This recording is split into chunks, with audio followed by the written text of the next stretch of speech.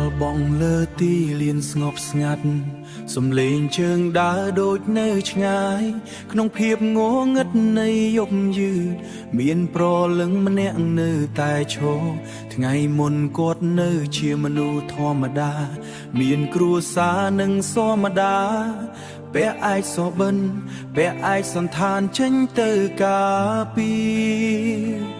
ទឹកដីដែលគាត់ស្រឡាញ់សំឡេងកាំភ្លើងកាត់ស្ងប់ស្ងាត់ជីវិតមួយត្រូវផុតបាត់តែបេះដូងដែលពោ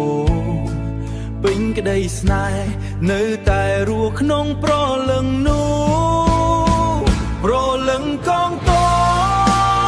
ពនៅតែយាមទឹកដីទូរាងកាយបានផុតបាត់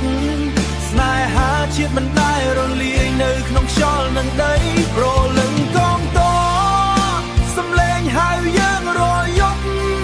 ឲ្យចងចាំការលះបង់សូមកុំឲ្យពេលបាត់បង់អានាម័យ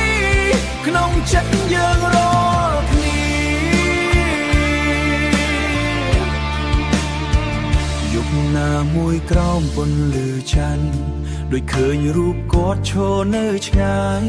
ភ្នែកមើលទៅកាន់ព្រំដែន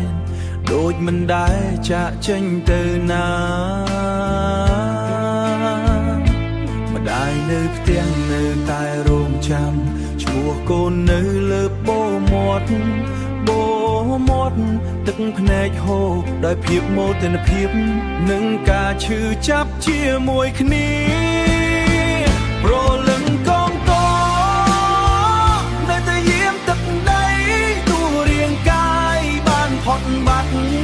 ស្នេហាជាតិមិនដែលរលាយនៅក្នុងខ្យល់នឹងដីប្រលឹងកងទ័